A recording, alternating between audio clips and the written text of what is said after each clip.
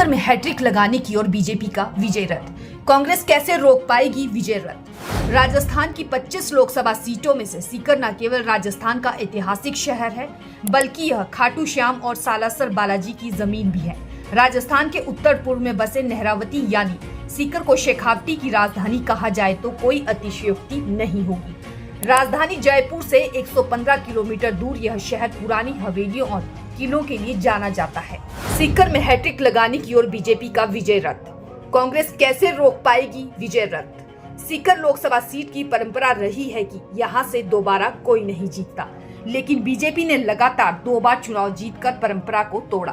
कांग्रेस इस सीट पर वापसी के लिए कर रही पूरा प्रयास। राजस्थान में सीकर लोकसभा क्षेत्र की एक पुरानी परंपरा है कि कोई भी सिटिंग सांसद लगातार दूसरी बार नहीं जीतता।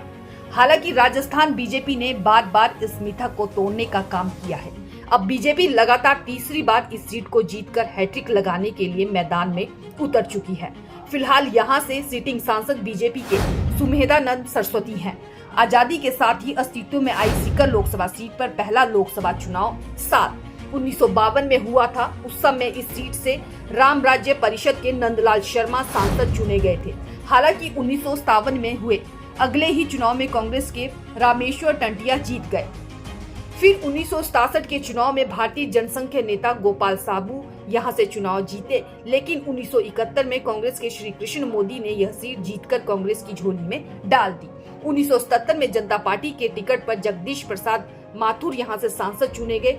फिर 1980 के चुनाव में जनता पार्टी के ही कुंभाराम आर्य चुनाव जीते। वहीं 84 में कांग्रेस के बलराम झाकड़ तो 99 में जनता दल के देवीलाल यहां से सांसद बने। इसी प्रकार 91 में कांग्रेस के बलराम झाकड़ और 96 में डॉक्टर हरि सिंह चुने गए थे। फिर 1998 से 99 तक 2004 के चुनाव में बीजेपी के सुभाष महरिया सांसद बने थे। 2009 के चुनाव में कांग्रेस के महादेव सिंह खंडेला और फिर 2014 और 19 में बीजेपी के सुमेधानंद यहां से चुने गए थे। सीकर लोकसभा सीट की परंपरा रही है कि यहां से दोबारा कोई नहीं जीतता, लेकिन बीजेपी ने लगातार 2 बार चुनाव जीतकर इस मिथक को तोड़ा है। अब बीजेपी 2024 का चुनाव भी जीतने के लिए पूरी गणित बैठाने में लगी है। यहां से सिटिंग सांसद बीजेपी के सुमेधानंद सरस्वती हैं और वह लगातार तीसरी बार जीत के लिए मैदान में उतरे हैं। उधर कांग्रेस भी इस सीट पर वापसी के लिए पूरा प्रयास कर रही है।